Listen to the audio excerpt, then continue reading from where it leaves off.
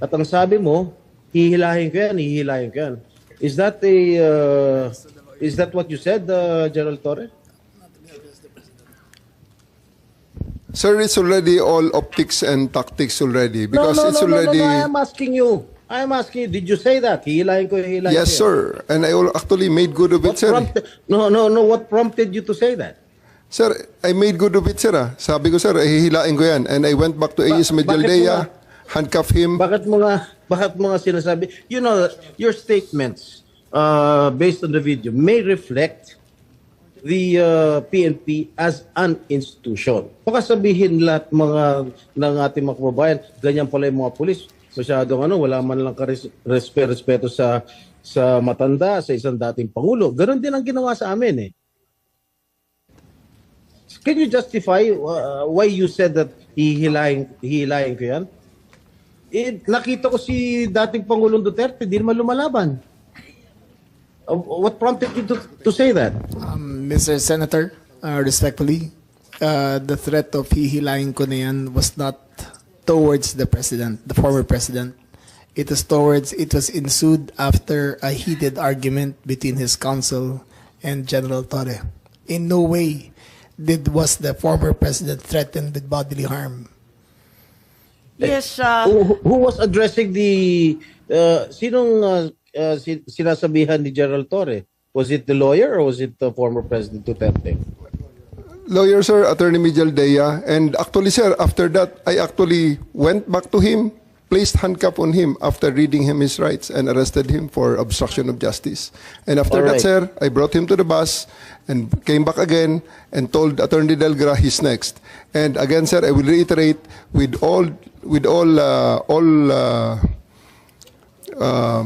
all credits goes to the former president because after he saw that I'm already very, very serious in bringing him into the plane, he said, okay, let's go. And I told Romy, the PSG, to just escort him and he went voluntarily to the bus that brought him to the plane.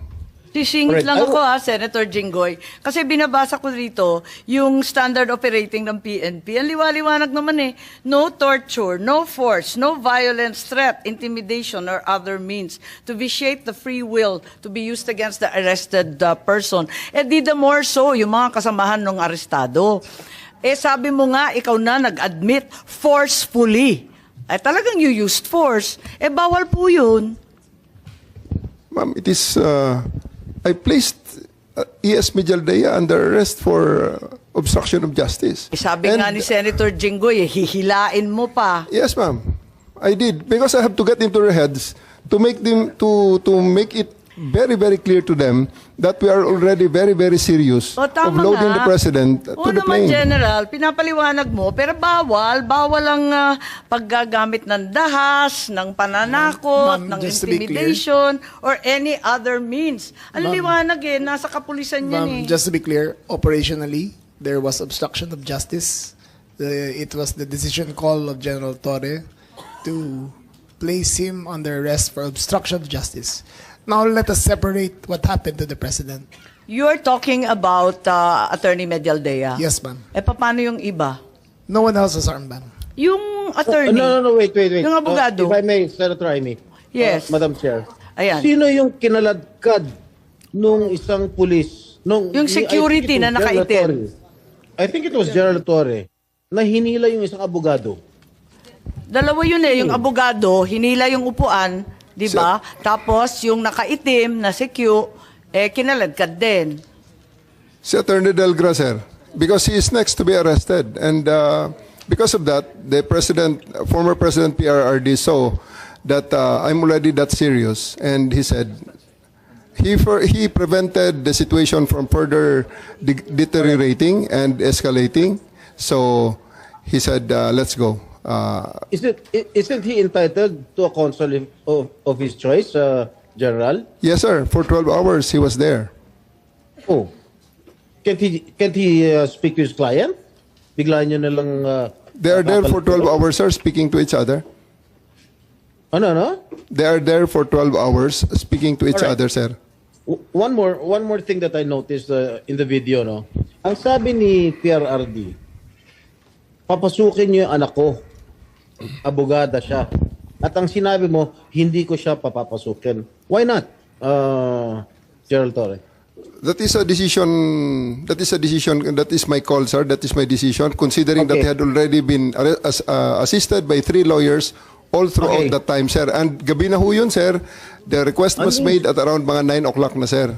11 hours Gerald after Torre, ganito, the ha? first arrest. Tanggalin mo na yung titulo ni Inday Sara. Kalimutan mo na siya na Vice President siya. Pagpalagay natin hindi siya Vice President. She is an immediate member of the family. Nung kami po ay nakakulong, ang immediate members of the family, 24 hours pwede bumisita sa amin, nakakulong kami. Ito, hindi pa nakakulong. Anak ito. Bakit hindi nyo pinapasok?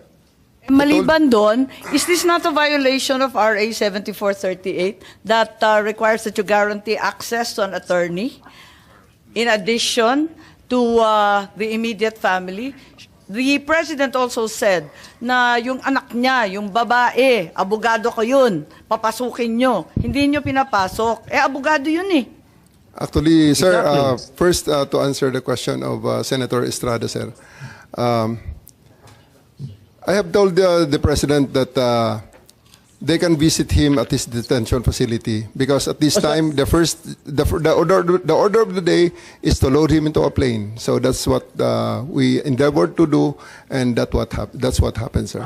Ano niya bibisitahin yung tatay niya sa Netherlands? Hindi naman dito tinray eh. Hindi naman dito kinasuhan eh. Sa ibang bansa eh. Oh, bakit hindi niyo man lang binigyan ng kortesiya yung anak na isang abogada na magkukonsulta? Katulad nga na sinabi ko kanina, yung mga nakakulong nga, 24 hours pwede bumisita ang immediate members of the family. Bakit ito hindi pa nakakulong, hindi niyo pinapasok yung anak? Our mission at that time, sir, is to deliver him to the My God. body Kahit who ano issued the warrant, mangyari, sir. Nasa batas yan. Nasa batas yan, General. Immediate members of the family, lawyers, priests, etc., etc. I should know. Nanggaling ako dyan. Tapos ito, hindi naman nakakulong. Again, I am not defending President Duterte. I'm just explaining the rights of an accused. Because naging akusado rin ako. And I don't want that to happen to anybody else. Dapat naman nagbigay kayo ng konting kortesiya o respeto man lang sa mga dating presidente dahil naranasan namin yan. Nung kinulong po yung tatay ko, ganun din. Kawalang respeto ang mga pulis sa amin. Porket nawala na ba kami sa kapangyarihan, ganun na lang? Matanong ko naman sa General, wag naman po sana mangyari, God forbid, sa pag sinapit ng ni President, pag sumapit ng ganitong sitwasyon si Presidente Marcos, gagawin mo rin ba yun sa kanya? I hope not. Ang liwanag po ng batas, kung ma-follow up ko lang si Senator Jinggoy, tama po siya. Hindi lang yung immediate family, medical doctor, pare or religious minister, any national non-government organization, ang CHR, international non-government accredited by the Office of the President. Lahat yan may access, pero pinagbawalan ninyo. On 2 counts, immediate family na, abogado pa niya. Bakit ganun? Ma'am, I think that's sub judice. I think we should be wary of many of the things we are mentioning Bakit here. po naging sub judice yun? Ito kasi, habeas corpus po ang petition. So everything about the arrest will be asked by the Supreme Court. Kanina pa natin kung pwede ho. pinag-uusapan yung aresto. Pero I think that we're just passing, parang lumalampas na po tayo sa boundary. Senator Jinggoy, pa? Ang sinasabi ko lang, the manner on how the former president was arrested, because ayoko naman mangyari sa darating na panahon na magkakaroon naman tayo ng ganyan. Sana makapagbigay lang ng korting kortesiya man lang, nakausapin yung mga abogado, pero nakausapin yung mga members ng immediate family niya, sana naman binigyan niya ng pagkakataon. Kaso mo, nung nakiusap si dating Pangulong Duterte na papasukin yung kanyang anak na abogada, tanggalin mo na hindi siya, na vice presidente siya. abogada at anak niya, member na immediate family, sana man lang binigyan niyo ng pagkakataon, makita niya yung tatay niya bago niyo siya isinakay sa plano. Yun lang naman yung sa akin. Masakit. Ako, isang anak na meron din akong tatay na ginanon ninyo. Masakit para sa akin. Pakipaliwanag din. Maraming salamat, Senator Jinggoy. Marami tayong pinagdaanan, kapatid. Kaya't eto nga, talagang dinudibdib natin Madam Chair, na to. Yes, Secretary John Vic lang po. Kay VP, kay Senator at sa iyo, hugot ng mga anak ng presidente yan. Sumpa. Secretary John Vic, itatanong ko lang, why was there obstruction of justice? Paliwanag lang. Anong ginawa nila na obstruction of justice? I think General Torre would be the best one to explain that, ma'am. General? Sir. Sabi niyo nag-obstruction of justice, kaya aarestuhin na rin ninyo si Attorney Medialdea. Ano po yung ginawa ni Attorney Medialdea na obstruction of justice? We are about to load an arrested person into a plane to transport him to the tribunal who issued the warrant. And Attorney Medialdea is preventing us from doing that. He shouted at us and intimidated us, including the president intimidating me. Alam ko malaking tao si Attorney Medialdea, pero hinarang ba kayo, tinulak ba kayo? Wala namang ginawa eh. Hindi naman He did, nadadaan ma'am. sa salita yung obstruction eh. He did, ma'am. So I do believe that under that circumstances, I have to arrest him and I did. I do believe that I used the reasonable force to ensure compliance, for him to step aside, for us to load the former president to the plane. So yun lang yung obstruction dahil nagsisigawan yung mag-asawa. He is preventing us from doing our job of loading the former president to the plane. Hinarang ba kayo? Yes, ma'am. Anong ginawa? Hindi Nakikita namin naman sa makita video eh. eh. Ang Nakikita nakita naman sa ko video. lang, pinipilit niyo iposas, hindi magkasya yung posas. Yes, that's one thing, ma'am. His blackmail way, he is preventing us. He actually placed another chair at the side of the president for the former president to sit, which is already very much delaying everything because the plane is already ready to fly. Ba't kayo masyadong nagmamadali? We are going, unang-una ma'am, ang reglementary period, mamalasin naman kami pag hindi namin ginawa ang trabaho Bakit? namin. Anong reglementary period? Anong period yun? The Article Dahil 125, sinabi na nga ni Executive Director sa ating PCTC na diffusion lang naman yun eh. Wala nga commitment pinag-uusapan dun eh. Wala nga red notice, pambira eh. there is a warrant. Tagal-tagal na ni Arnie Tevez eh. Wala pa rin, di ba? This Ba't is kayo the- nagmamadali? Ano yung reglementary period mo? May I refer it to the SOJ, ma'am, if the SOJ wants to answer that. Hindi ba pwede kayo na muna? Mauna lang kayo, tapos sa si SOJ. Pwede? Okay, ma'am. Okay. My main processes during the time is that I have implemented a warrant, and it is therefore the person is already arrested by virtue of a legal warrant, and Article 125 comes into play of the revised penal code, which is entitled delivery of persons legally arrested to the proper judicial authority, and I do believe at this point the judicial authority will be the ICC. Therefore, I have to abide with that Article 125 of the So revised penal inaamin code. mo warrantless arresto. Kasi yung Article 125 ng RPC does not apply kung may warrant. So inaamin mo walang warrant. At the many stages, ma'am, all the many other, Hindi, among make other up your laws. mind, General Torre. Warrantless arrest ba to o may warrant? Kasi ang liwanag naman ng Article 125 eh, ng revised penal I do code. believe that I have a warrant at this time. I just don't want to be... Hindi walang reglementary period. Mamili ka. Kapag warrantless arrest, edi may period. Kapag may warrant, walang period. Just the same, ma'am, I have to deliver Hindi him to the pareho judicial yun, proper kapatid. authority.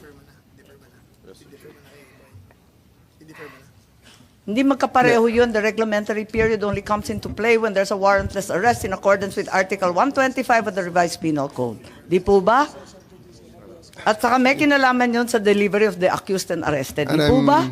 And I'm being cautioned by the DOJ, ma'am, that it may be sub judice already to discuss that because of the habeas corpus pending in the Supreme Court, ma'am.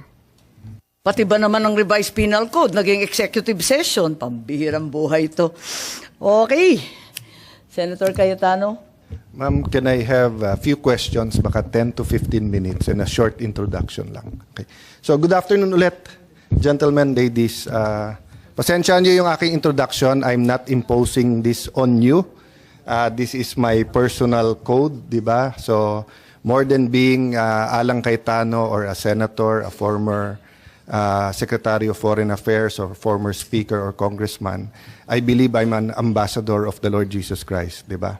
So, I'm not imposing that on anyone, but our USEC here will tell you, ambassadors don't have opinions.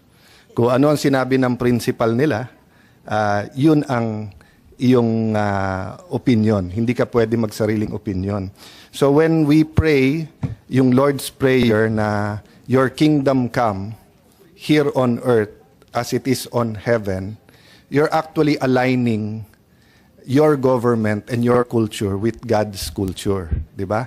And God's purpose. Yung pinakasimple is do good or promote good, prevent evil. Parang sa police din, Sir Marbil, di ba, na prevent evil, do good. Saan nagkakatalo? Nagkakatalo dun sa mga pro-Duterte na the drug war was a war for peace and order. It was a war because many pushers and to certain effect addicts who committed crimes were making people unsafe. So to those who are supportive of that, they're doing God's will of promoting good. Doon naman sa human rights activist, ang ano nila, accountability.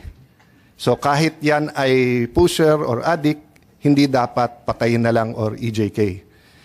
Wala tayong complication if Duterte was more like FVR or more like Pinoy because his language was more diplomatic. So you wouldn't hear FVR despite being a distinguished soldier, one of the founders ng special forces, 'di ba, ng even sa police, 'di ba? So pero kasi si President Duterte may lengguwahe, pag lumaban patayin niyo yan. His explanation is that yun kasi naiintindihan ng kriminal.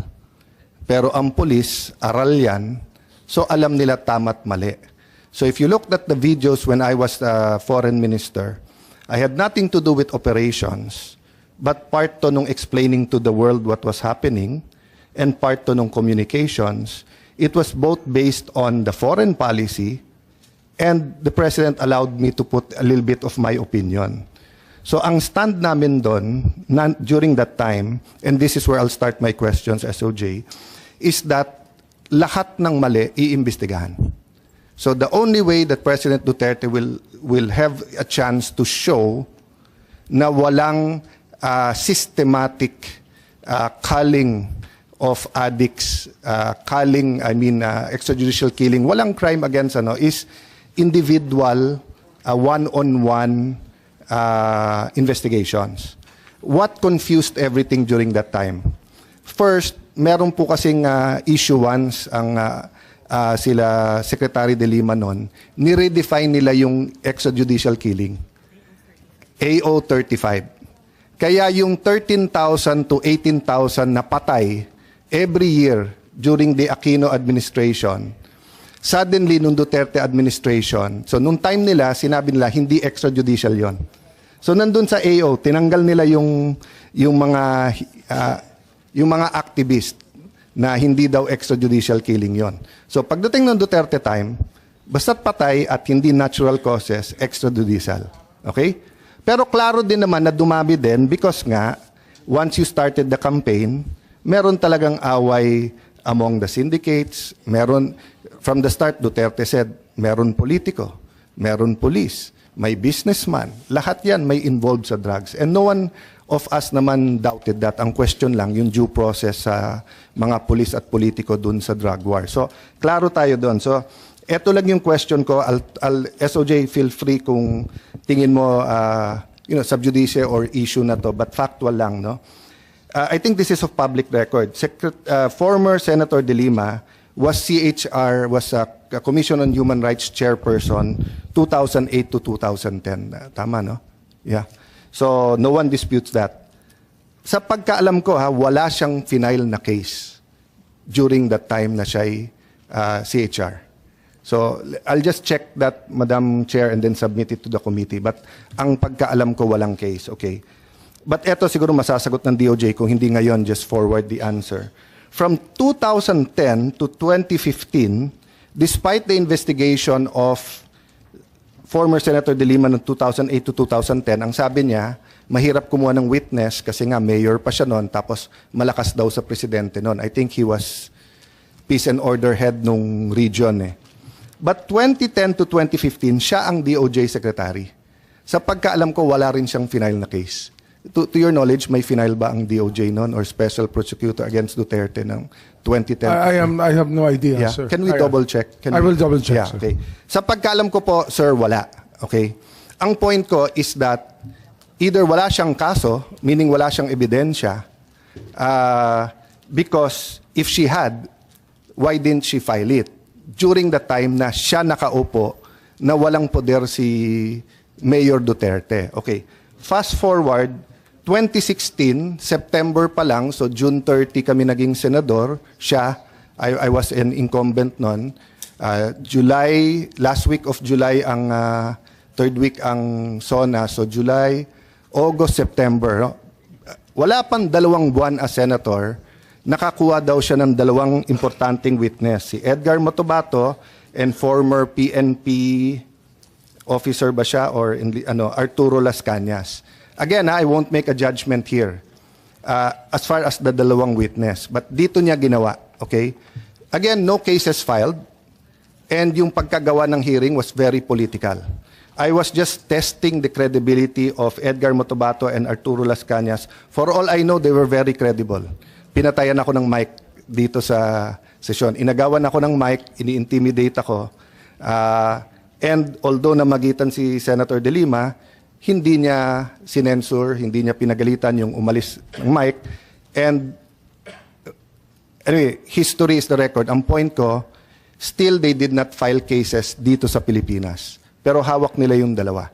Sabihin mo nang walang mangyayari, I don't agree, but sabihin mo walang mangyayari kasi panahon ni President Duterte yon. So again, fast forward, no? From 2022, June 30, when President Marcos took over in Marcos administration, to present, do you know of cases filed against President Duterte, whether it's murder or crimes against in the Philippines? I think Senator Sonny Trillanes filed cases. Okay. So meron. But this went to the office of the Prosecutor General, who immediately forwarded the said cases without going to my office to the Ombudsman. And there, it was locked in there already. Yes. It never went back to us. So as we're discussing naman SOJ, this is factual lang naman, di ba? May case ba, wala? We're not making judgments dun sa cases. But ang point ko kasi, kung walang case, bakit? Kasi kung walang ebidensya, no point for ICC to take it up kasi wala ngang ebidensya. If it's because hindi matry dito, for whatever reason, di ba, pinoprotektahan natin, our justice system doesn't work, then dapat mapunta sa ICC. So I don't know the amount of evidence attached to the complaint of Senator Trillanes. Again, I won't comment. Factual lang yon. I have my opinions, but I'll keep my opinion to myself. No? But in June 24, 2022, so ano pa to? Duterte pa to, no? Kasi June 30 pa ang Marcos, di ba? Nag-file ang Solgen sa ICC ng deferral request. So, you're aware of this. Okay. So, tignan na lang, nasa page 315, no? Kasi, can I have ayan, sa ICC? I think you talked about jurisdiction but hindi nagsentro sa Article 17 din, pero sa ICC, hindi dun sa batas natin. Okay. So, I think the deferral was based on 18-2. So, just for the record ng mabilis lang, I haven't even read that yet but just for us understanding and then baka makatulong not necessarily on what side but makatulong sa Supreme Court, no. Okay, Article 17, issues of admissibility.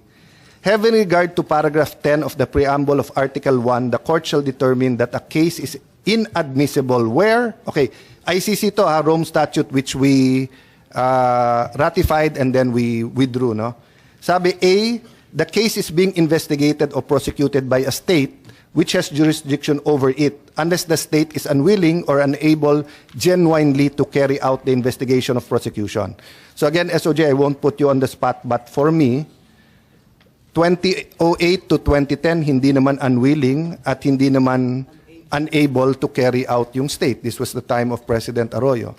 2010 to 2016, to be fair, niratify yung ICC 2011 pa. So, naging effective 2011. So, wala na yung 2010. But for me, 2010, 2011, ganyan, hindi unwilling ang state. In fact, pumirma nga sa ICC, hindi rin unable yung state. Wala lang talagang final. Letter B, the case has been investigated by the state which has jurisdiction over it, and the state has decided not to prosecute the person concerned unless the decision resulted from unwillingness or inability of the state genuinely to prosecute. In general, SOJ, SILG, no?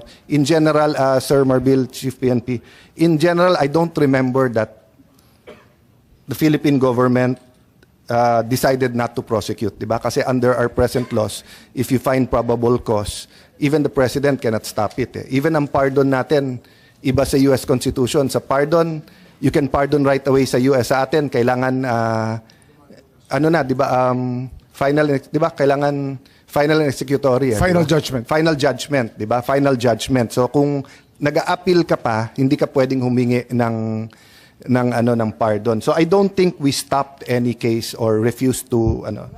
The third one is the person has already been tried for the conduct in which the subject complained and trial is not permitted. So I think this is their version of double jeopardy, no? So wala din yan kasi wala pa namang kaso si former President, former Mayor Duterte. Letter D, the case is not sufficient gravity to justify further court order. I won't comment dyan kasi nasa ICC yan. Except that, ang nilagay nila, at least 19, and then at least din ba yung 23 o 23. So, I have a little bit of a problem that kasi pag sinabing crimes against humanity, naaalala mo na yung mga dictators of the old sa Africa or some in the troubled areas of not the untroubled areas of the Middle East na grabe ang patayan and everything, di ba? So to put the Philippines there with President Duterte, I think it's a little bit unfair na gamitin mo at least, di ba? Kasi kung sinabi mong from 17 to 1,000, at least may idea tayo. Pero at least 17, ano yon? Baka 18, baka 19. And don't get me wrong, every life matters. Pero iba kasi yung crime against humanity, iba yung murder lang.